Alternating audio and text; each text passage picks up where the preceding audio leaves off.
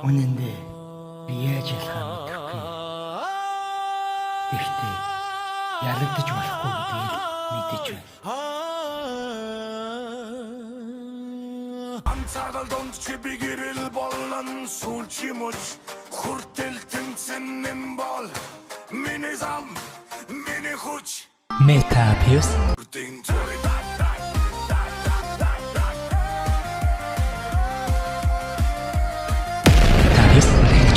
сайн байцгаана уу? Өнөөдөр та бүхэндээ Monster List гэдэг ич хиттэй гоё үлгэрийн дулаантай аним ярьж өгөхийг шийдсэн. Тэгээд ардын юмнаа дараад анилуу дуглан орж үзээрэй. Хажуудаа идэх юмад тавьсан ч болно. За. Фин химик коллежийн оюутан жирийн амьдардаг генет өөрчлөгдсөн юм. Тэр өөрийн биеийн дарагдсан асар их хүчийг эзэмшдэг гэдгээ мэдсэн юм да. Энэ хүч нь хүний дүрд хувирч тэдний дунд амьдардаг хачирхалтай амьтдыг түүн рүү татаж эхэллээ. Нэгэн шин сургуулийн харуул эргүүл хийж явахдаа нэгэн охин түүнтэй ярьж эхлэв.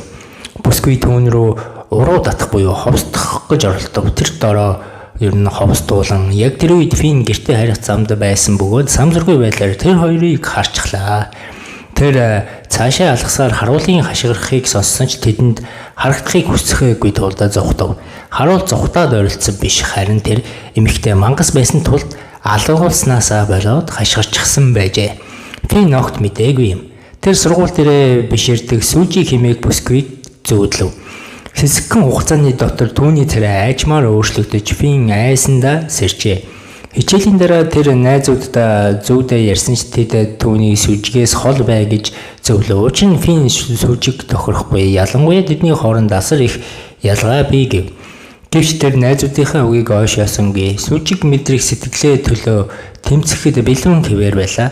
Сүжи түүний араас ирж түүний хэлсэн бүхнийг сонсныг Фин мэдсэнгүй. Найзууд нь Сүжи уурлаж Финийг алгадна гэж бодсон бөгөөд Сүжи түүн рүү ойртон ирэхэд Финч бас сандарч эхлэв.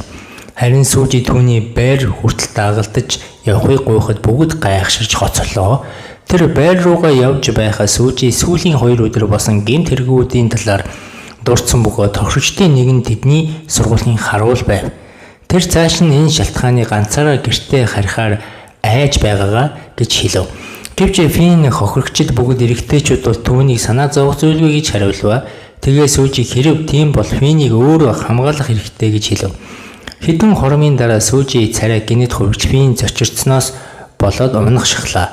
Фин гэхдээ энэ хангалттай унтаагүй эсвэл шүн зүүдэлсэн зүйлээс болж толгой эргэж байна гэж боддог. Яг тэр үе Сүжи түүнд өөрөө ч бас түүнийг сонирхож байгаагаа хүлээн шуурш маргаас сургуулгүй тулд болцоонд явахыг урихад Фин тэр дороо зөвшөөрдөг.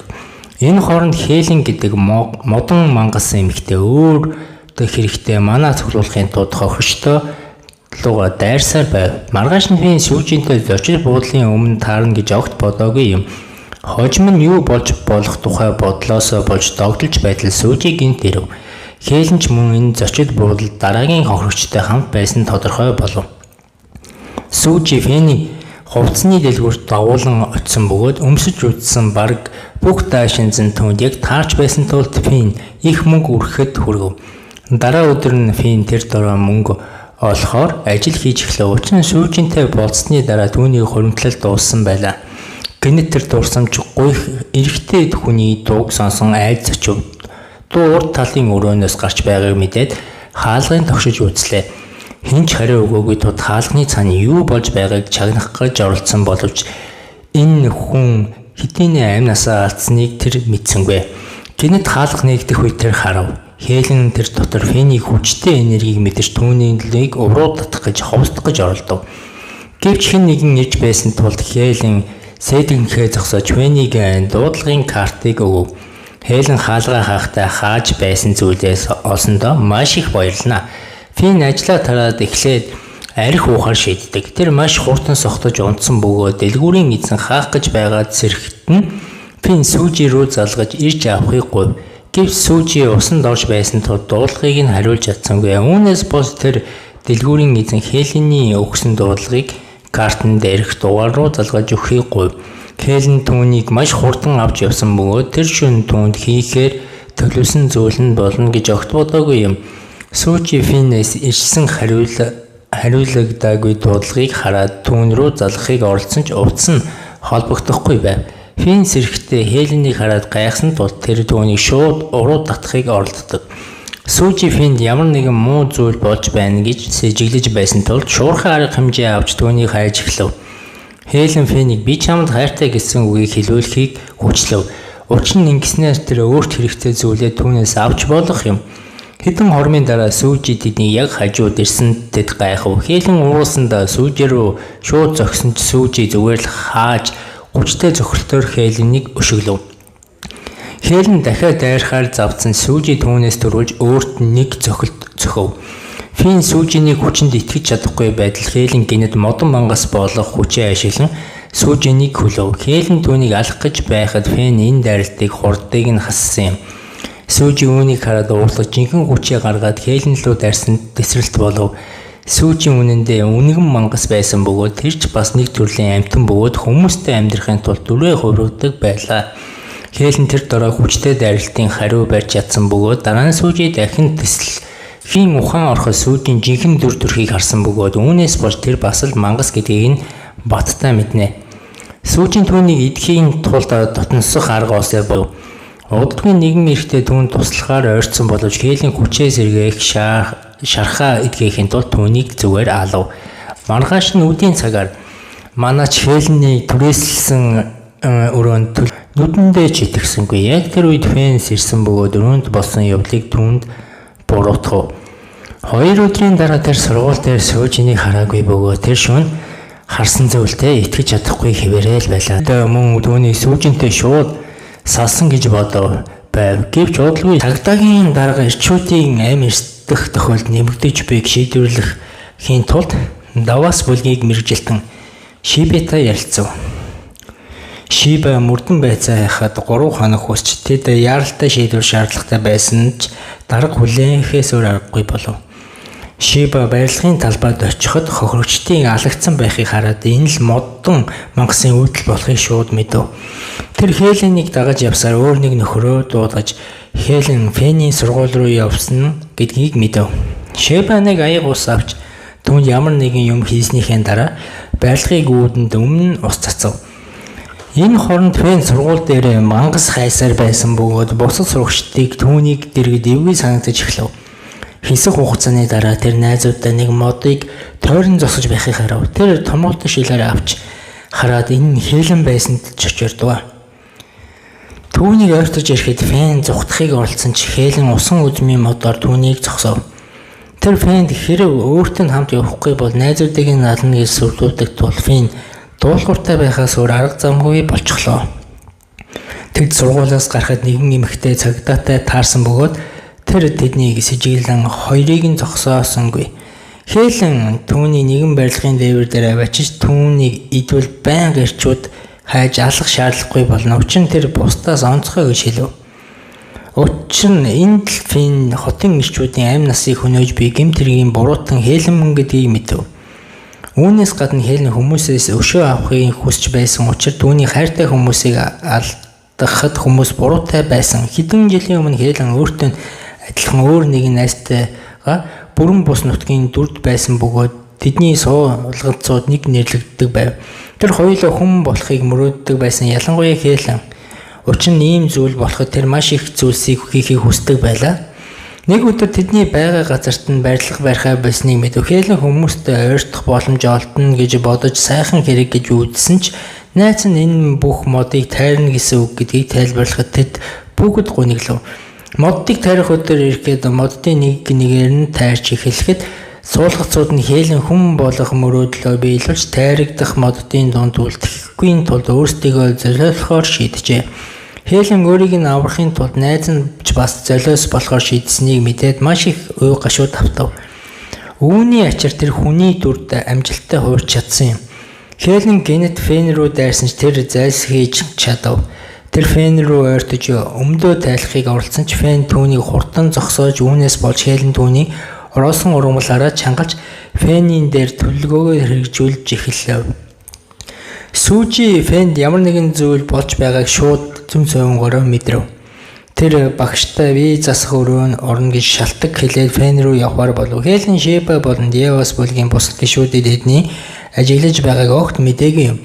Тэд тэдний ажилласан байсан бөгөөд Фэн өөрийгөө өхнө гэж бодож байх тэр мөчөд гинэт хүчийг гаргаснаар Хелен ухрахаас аргагүй болов.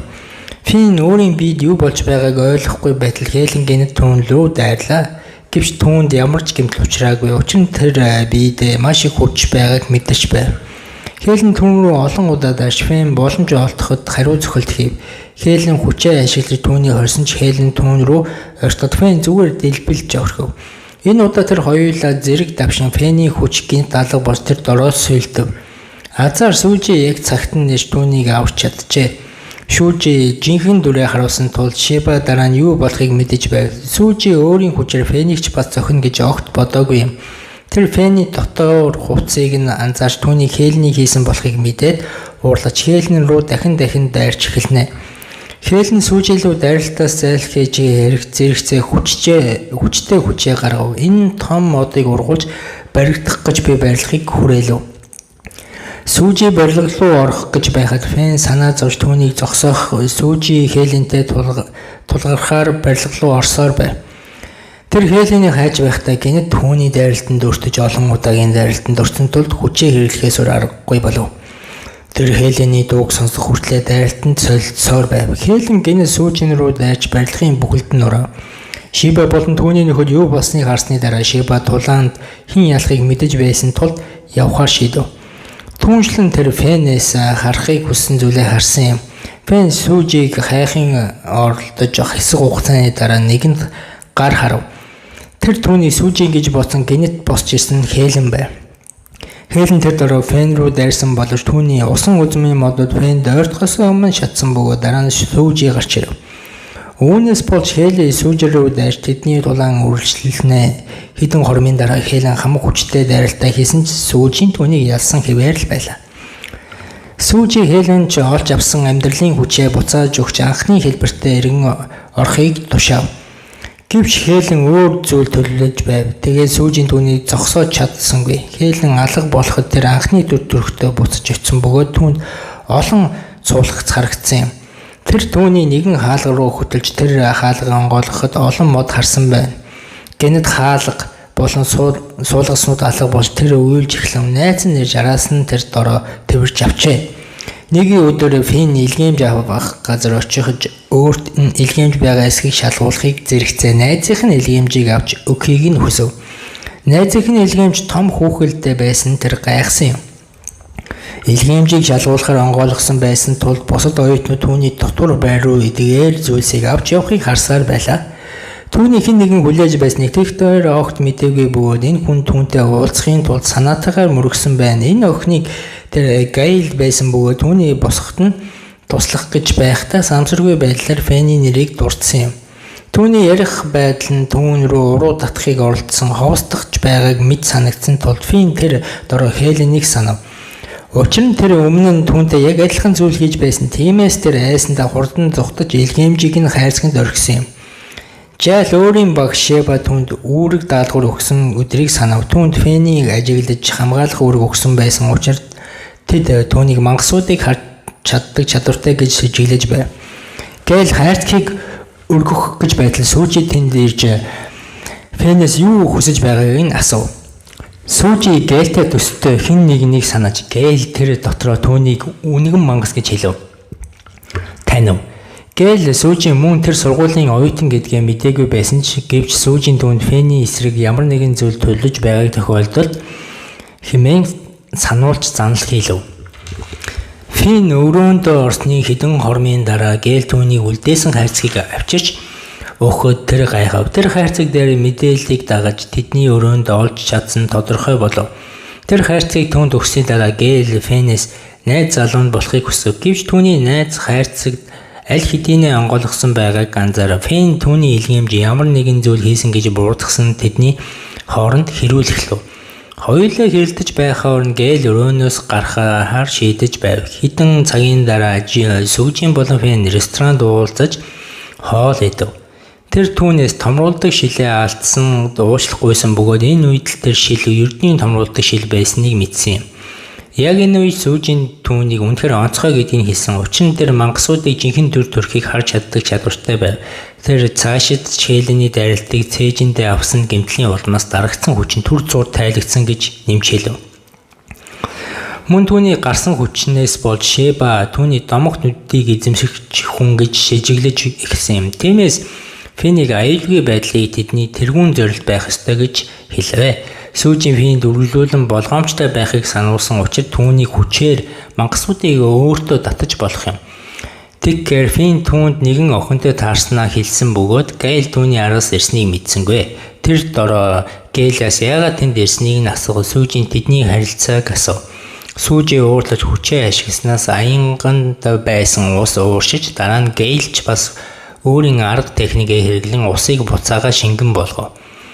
Гэвч сүүжийн түүний дэлбэрлэж сүүжийн Гайл Фенд аюул занал гэж үзээгүй тул түүнийг орхиж Фентэй хамт ресторанаас гардаг.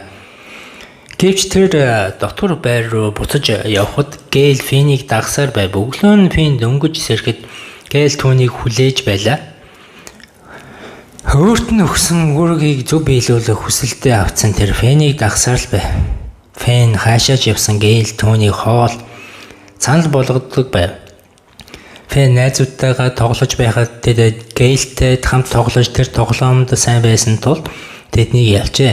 Үүний дараа найзуудынх нь нэг нь математикийн даалгавар хэн нэгэн хийсэн эсхийг асуув. Тэд зам дээр Гайлтэй тааж тоглоомд ялагдсан хүлээмжшүүлж чадахгүй байв. Тэр Фенийг цааснуудыг өгөхөд Гайл тэднийг математикийн даалгаврыг хийж өгсөн Фенд итгэж чадахгүй байлаа.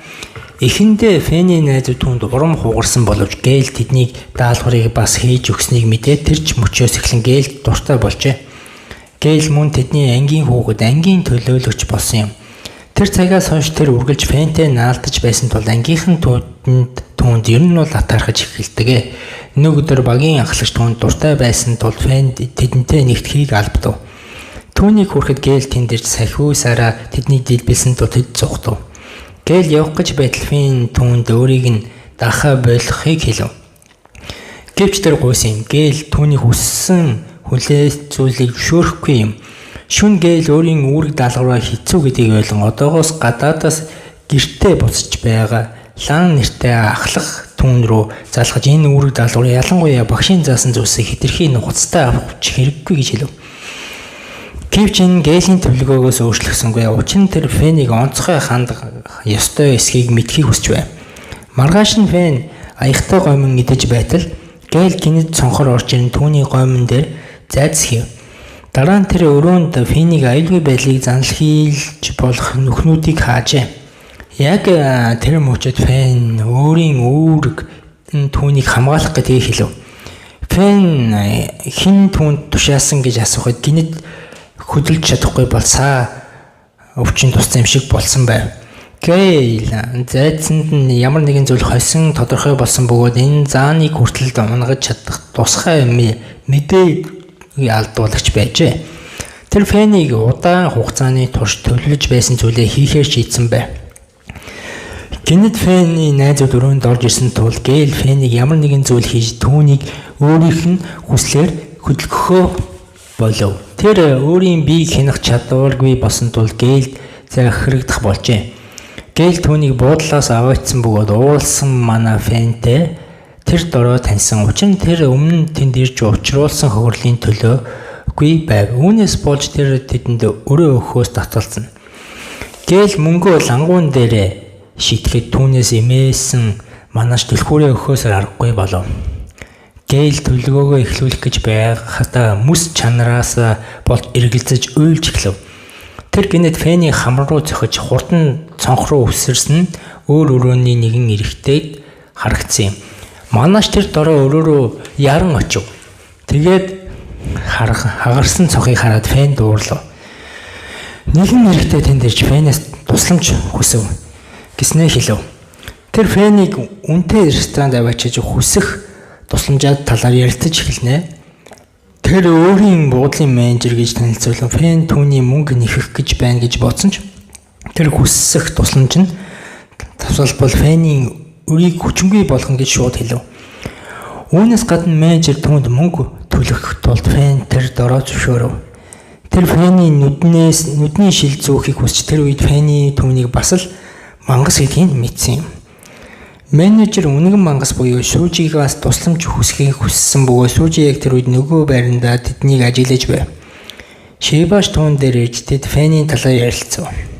Тэр Сүүжигаас удахгүй мангасууд Фэнийг онилж эхлэх нь тодорхой тул түүнд учрах аюулын талаар санаа зовхгүй байна уу гэж асуув. Сүүжи тэр зүгээр сул дорой зөвхөн манаа олж авахар боддог хүмүүс олз хуваа хичээсэн мангасуудыг л гэж хариулав. Үүнээс бол Шибо өнгөрсөн үеийн ямар нэгэн зүйлийг дуртгал Сүүжи уурлаж түүн рүү дайрчээ. Шибо дайралтсан зайлсхийг орхихоо шийдэв. Фин болон менежерийн яриа үргэлжлэн. Менежер түүн рүү буудлын асуудлын талаар ярив. Энэ нөгөө өдөр өрөөнүүдийн нэгэнд болсон гэмт хэргийн тухай байв. Менежер буудалд нуран унахад магадлалтай дахин гэмт хэрэг гарч болох талаар санаа зовж байсан тул Сүүжигаар гэмт хэргийг буруутган болгох мангасыг олуулахыг хүсжээ. Фин Сүүжи зөвшөөрч эсхийг нь эргэлзэж байсан ч менежер түүнд урьдчилгаа төлбөр өгөхөөр тэр даруй ажиллахыг зөвшөөрж авдаг. Тэд гадаа байхдаа менежер гинэт муу болсон тул тэр даруй гэртээ харсан юм. Фэн гээл түүний дагсаар байсан ч огт мэдээгүй. Маргааш нь Фэн тэр дөрөв Сүүжигийн ажлын талаар ярилцсан тэр даруй татгалзав. Тэр хичнээн гүйсэн Сүүжи зөвшөөрөхгүй бөгөөд энэ түүнд хамаагүй менежерийн асуудал түүнд сонирхолгүй гэж хэлв. Тэгээд тэд Фэн Даост болоод эсвэл Жайлаас тусамж хүсхийг нь хэлсэн. Учир нь тэд түүнийг хүсэлтийг нь зөвшөөрч магадгүй гэв. Фин өрөөндөө босож ирэхэд орон дээр тавьсан хоолноос нь болж гээл тэнд байсан шууд мэдв. Тэр үүнийг гарахыг хүсэхэд гээл шүүгэнд нуугдаж байсан тодорхой болж гарч ирэхэд Фин түүнээс тусламж хүсхийг оролдов. Гээл Фин болон менежерлантай ярьсан бүхнийг сонсон тул түүнийг ямар тусламж хүсэж байгааг нь аль хэдийн мэдэж байлаа. Тэр түүнийг туслахаас буцахгүй байсан ч буудалд мангасыг хэвийн бус оршихыг мэдрэгсэн тул тэд үүнээс болгоомжлох төлөвлөгөөтэй гэж хэлв. Өдөөс хойш цагт буудалд очинд мөрдөн байцаалт хийх боловч мангас тэдний оршихыг мэдэрчээ. Тэр барилга руу ороход менежер гарч ирчээ тэдэнтэй ярилцахад Фин гээл түүн рүү танилцуулв. Гээл барилгын шалгаж байх хооронд Фин нэг өрөөнд хүлээж байв. Хэсэг хугацааны дараа гээл шалгалтаа дуусгаж түүнд гаргасан төлөвөө үзүүлв. Гээл мангасыг хурдан дуудахын тулд хийх ёстой зүйлээ аль хэдийнэ эхлүүлсэн байв. Тэдний хайж байсан мангасыг тэр өндөр зэрэглэлийн сүнсний ижид дагуулсан шид лонх гаргаж ирсэн бөгөөд энэ мангасын татах эмхтэй сүнсийг суллав. Хэдэн хормын дараа гээл мангасыг хөдөлсөнийг нь мэдрэв. Үүнээс болж тэр Фэнийн тэр дороо цонхоор шидэж мөн нуруунд дээр нь бэхэлсэн зүйлийг идэвхжүүлснээр тэр газарт аюулгүй газардав. Дайсан өрөөнд орж ирэхэд гээл хурдан дайрсан боловч азар тэр хааж чаджээ. Дараа нь тэр дайснаа ухрахад хүргэх аргуудыг нэгийг ашиглав. Гээл тэр дороо түүнийг дэлбэрлэх өөр нэгэн дайралтаа үргэлжлүүлсэн. Энэ дайсныг зогсоож чадаагүй бөгөөд тэд гээлийн бэлдсэн өрхөнд гიშг хүртэл дайралтанд солилцов. Түүний босгох гэж байтал гээл түүн рүү дахин дайрч хүлж орхив. Гэнэт дайсан өмнө нь тултаж байсан гээлтэй төстэй нэгэн эмхтэйг санаж гээл яг тэр эмхтэй гэж бодов. Мангас буудлын менежерийн биеийг орхихоор шийдсэн бөгөөд энэ үед л гээл түүний жинхэнэ дүр төрхийг чонон чөтгөр гэдгийг мэдэж авсан юм. Дайсны давтан дайралтаас болж гээл бүх өрөөг дэлбэрэхээр шийддэг. Гээл өрсөлд өчнөө зогтож байх хооронд нь хүрээлэн буй орчиндөө бүхэлдээ өөрчлөгдөн. Үүнээс бол тэр чөтгөр дидүүлэх шахсан боловч азар хурдан зайлсхийж чадсан юм. Тэр чөтгөрийн удирдах буй олон хаалгануудыг хүрээлэгдэх хүртлээр гүйсээр байв. Үүнээс бол тэр бүгдийг дэлбэрсэн ч Финий санаа зовоосон учраас тэдний төлгөө гэлийг зөвхөн нэг өрөөнд дэлбэлэх байсан юм. Фин байлга руу ороход оролцсон ч манаач түүний шууд зогсоо. Манаач нь чөтгөр гэлийг барьж чадсан бөгөөд дайсан түн рүү ойртож гээл өөртөө авч явсан өөр нэгэн төрлийн дэсрэг бодисоо ашиглав. Үүний дараа тэр зугтаж барилгын хаалга руу хурдан гүйж чадав. Финч мөн Маначийг барьцаанаас сулж хаалга руу гүйж буй гэлийг харсаар барилга руу хурдан оров. Түүнийг барилгын хаалгаар онгойлгох гэж байхад чөтгөрөө түүнийг өгөөцж буцаанд отгош татсан өмнө нь явдал дахин болж байгаа мэт санагдав. Гэвч гээл өмнө гар хаалга хайж байхдаа бүх барилгыг тесрэх бодисоор хүрээсэн чөтгөрийг мэдсэнгүй. Гээл удалгүй бүгдийг илүүжүүлсэн барилга бүхэлдээ дэлбэрв. Энэ маш хүчтэй байсан тул барилгын гадаа байсан фенийг хүртэл өртөж ухаан алдав. Хэсэг хугацааны дараа тэр өнгөрсөн амьдралынхаа дурсамжуудыг харав.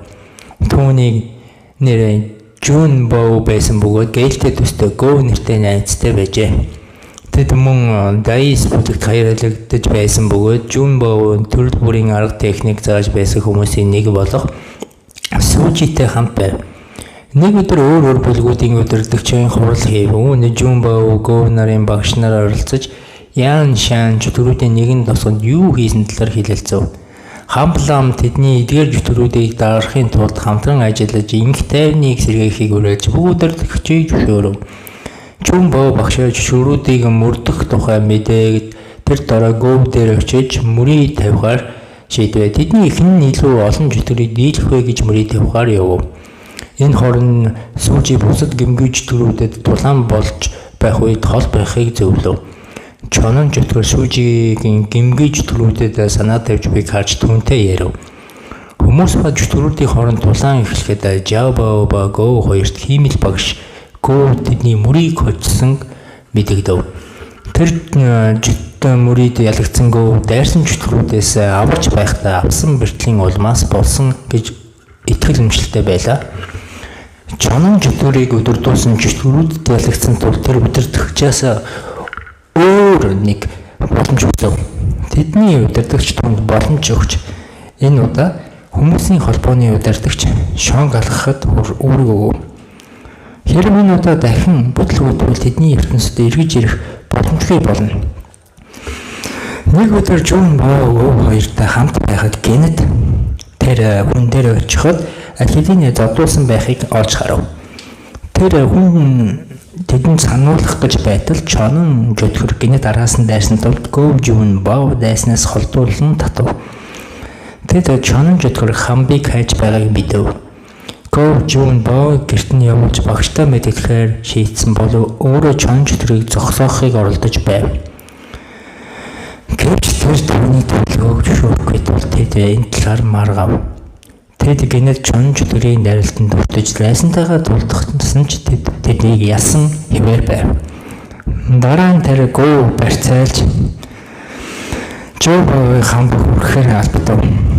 Жоо Боу Гоу өөрт нь итгэхэд дохиод тэд агууруу явж Жун Боу Чонон жүтгэр хамб дотор байгааг гэж хэлв. Тэд хаалга руу хүрэхэд хүртэл дотгош оров. Жун Боу хаалга онгойлгох гэж байтагт эхлээд нүдэ анаад юу ч хэлээгүй тул Гоу Жун Боугийн төлөвөө шууд ойлгож тэр мөн адил нүдэ анав. Жун Боу хаалгыг онгойлгон Чонон жүтгэрийн дэвсгэр гэлбэж дараа нь Гоу дотор болгоомжийг ашиглан дайсны Жун Боу руу тулгав. Тэр түүний шууд хаалгаар шидсэн бөгөөд нөгөө талаар хэдийн хадан зохио байв. Энэ тэдний хүүхэд байхад олж нээсэн газар бөгөөд Жун Боу түүнтэй гэрлэхийг дахин гуйдаг байсан газар байв. Гэвч хэдэн хоногийн дараа Чонон жүтгэр авирч гарч чадсан бөгөөд тэднэрүү дайрах гэж байтал Гоу түүнээс түрүү Чонон жүтгэрийг унав. Гоу сулж суухад хэдэн секундын дараа түүний сууж байсан хэсэг гэнэт хагарч Сүүжи ямар нэгэн зүйл болсныг мэддэв. Гоу унах гэж байтал Жун Боу түүнийг барьж чаджээ. Гоу Жун Боугийн уудлахгүй төрснөөс түүнийг цааш зовхгүй амьд гарахын тулд салгахаар шийдэв. Жун Боу амьдралаа хүсэлгүй болсон тул тэрч бас салсан боловч Сүүжийн түүнийг авч чадсан юм. Тэр Сүүжигээс Гоуг авч өгөхийг гуйсан учраас тэр амьд байж магадгүй гэж найдаж байв. Сүүжи түүнд рүү хурдан очсон бөгөөд түүнийг хараад Гоу жинхэнэ байдалд бэртэл гэмтлэхэр ноцтой болохыг ойлгов. Тэрээр түүний амийг авсны дараа Чонон жүтгэрийг хайхаар явж түүний Гоу Жун Боугийн дайрсан гэдгийг мэдээд Чонон жүтгэрийг өшөөг авав. Хэдэн удмын дараа Жо Бао Гоугийн ухаан орсны дуулаад түүнтэй уулзахаар явсан боловч гэрт нь хүрэхээс өмнө Гоу сүүжи түнд ярив. Тэр үед түүнд Гоуийг жинхэнэ байдал битлээс хэр их зовж хансан үнийг хэлсэн юм. Хэдийгээр тэр түүний эмийн том шидэд эмээр аварсан сүнсийн нэг их хэсэг биенээс нь салсан байв. Үүний улмаас түүний дурсан сэтгэл хөдлөл нөлөөсөн тул тэр Жун Баогийн санахгүй байж магадгүй бөгөөд урдын адил ад жаргалтай эсвэл бусад жирийн сэтгэл хөдлөлүүдэд мэдрэхээ болов. Жун Баогийн ийм болгосонд өөрийгөө буруутгав. Тэгтээ сүүжийн үргэлж түүнд хувь тавилан байсан бөгөөд түүний амьдрал бүрт тэр үргэлж гай гамшигын тулгарна гэж хэлв. Жун Баогийн гэрт очиод өөрийгөө өөр хүн мэд төрөөсөд чонж дүрдээ ялсан баатрыг харахыг хүссэн гэж хэлв. 3 сарын дараа Жун Баогийн тосгоныг явах гэж байтал мэдээ түүний араас нь хөв. Гов алдагдсан дурсамжаас саргэхийг хүч аяллыг зорьсон нь тодорхой болов. Хэдэн жилийн дараа Жун Бао нэрийн Санфон болгон өөрчилж Ву Дон урсгалыг үндэслэгч болох Гов Амисийн урсгалыг үндэслэж тэд хизээш дахин уулзаагүй юм. Яг энэ үед Фин ухаан хорж мангас манаачийн хэр удаан ухаангүй байсныг шууд асуув. Өнгөрсөн амьдралаас болсон явдлыг сансан тул тэр дахин ийм зүйл болохыг хүсээгүй юм. Тиймээс тэр босоо шууд далд хүчээ дахин гаргахын тулд цайжээ шархтуулав. Түүний хүчээр гарах сүүжи болон шибэ тэр дороо мэдрав. Тэр Гейлийг аврахаар барилга руу хурдан очив. Гейл бүтээнсэн сайн жүтгэрүүдийн хүчинд ажмаар хэвлэгдэж байв. Фин барилга руу ороод Гейлийн байгаа газрыг хурдан олохын тулд хуучин арга техникийг ашиглав. Үүний ачаар тэр түүний авраг шууд мэдэрсэн юм. Гейл сад дэвтэрсний даруй Финий тэнд ирж түүний чонон чөтгөрийн хүчинд залуулахаас өмнө хурдан авч чадсан юм. Чонон чөтгөрөө тэднэр рүү дайрахыг оролдсон ч энэ Фин нөлөөлсөнгүй. Дараа нь тэр дайсан руу хариу зөвхөл хийсэн тул тэд түүнээс зугтаж чадсан юм. Чонон чөтгөрүүд амьдрах хүслээ авцсандаа менежерийн биеийг дахин өөрийн сав болох ав. Гэвч менежер буудлын сүрэлд маш их уурсан тул чонон чөтгөрт бие амархан өгөхгүй байв.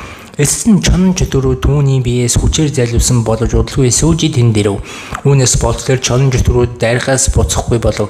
Фин Гейлийг эмнэлэгт хүргэх гэж байхад замдаа сүүжидээ тарав. Тэр сүүжээр рүү ойртоод Гейл гинэт ухаан алдсан тул Фин түүнд санаа зов. Түүний авсан гэмтлээс болж Фин сүүжигаас Гейлийг аврахын гуйхад сүүжи түүний өмнө яг адилхан зүйл хийж байсан өдрийг санав. Гэвч сүүжи түүнийг зүгээр л зодсон юм. Гэвч Шиба клан хоёр тэдэн дээр ирэв. Сүүжи тэдэнд Гейлийг авч явахыг хүсч тэнд явсны дараа Фин ухаан алдав. Түүний сэрхэд нь сүүжийн хажууд замын хөвөнд байв. Уудлын хүчтэй бороо зогсож тэр үед нар мандав. Тэд дотор байр руугаа буцаж шийдэж алхаж явахдаа Фин бүх зүйлийг санаж байгаагаа дурдв. Гэвч сүүжи түүнээс өнгөрсөн амьдралынхаа аль наас нь санаж байгааг асуу тэр гайхсан бөгөөд тэр үед л өнгөрсөн олон өөр амьдралтай байсныгаа мэдсэн юм да. Нөгөө талд Шиба лан Гейн түүний үүрэгт туслахаар даалгав. Фин хүчээ гаргасан явдлаас болж тэр түүний хайж байсан өөр нэгэн бүлэг илэржээ. Фин нөгөө шин бороонд орсноос болж өндөр халуурчаа хэдэн хормын дараа сүүжи түүн дээр луугийн нулимс авчин энэ түүний халууныг бууруулах зорилттой байв. Тэр сүүжигээс олон зүйл асуухыг хүссэн ч би энэ муу байсан тул чадаагүй юм да. Сүүжи мөн Лиса нэртэй түүнд луугийн нулимс өгсөн эмэгтэйг хамт байв. Сүүжи Лисад Финийг хэн болохыг нуух боломжгүй болсон тухай санаа зовж байгаа дурдв. Лаа нэгэн сурагчтай Финийн буудлын галын унтрааж нэгэн охиныг аврахад тусалсан баатарлаг үйлсийг бүх сургуульд зарлуулав. Үүний улмаас Финд шагналав. Фин үүнийг сонсоод гинэт сэрж тэр үед халуун минь буусныг мэдрэн лангийн илгээмж хүлээн авахд өвгөнтэй ярилцсан тэрээр сургуулийн захирал болох нь тодорхой болт юм да. Тэр Шибагийн таньдаг байсан бөгөөд Финийн талаар ярилцав. Фин болон түүний найзууд шагналаа ирсэн мөнгөөр дайлахад хоолны газар явах замдаа Гейлтэй тарав. Тэр түүнийг ахлагтайгаа танилцуулахыг хүсч байсан тул дагалдаж явахыг гуйв. Тэд оюутны зөвлөлийн өрөөнд очисон бөгөөд өөнд ороход лантай тулгарсан энэ үед л тэр лангийн оюутны зөвлөлийн ерөнхийлөгч гэдгийг мэдсэн юм. Энэ мангасын жагсаалтын нэгдүгээр үйлрэл ингээд дуусна юм да. Ер нь алаан талаантай дажгүй аним байгаас тэ найз минь танд таалагдсан бол лайк дарна гэж найдаж байна. Найз минь сайн байгаа байстай. Тэгээ шинэ байршуулсан видеог алдахгүй үзэхийн тулд миний сувгуудыг subscribe дараа хонхоо дараагийн шинэ анима үзээрэй найз минь. Сонь сайхан юу байна та найз минь. Метабиус байла. Энэ хүртэл үзсэн бол намайг дэмжиж donation илгээгээрэй, мөнгө байхгүй бол like, subscribe дарснаар дараагийн бичлэг хурдан орох болно.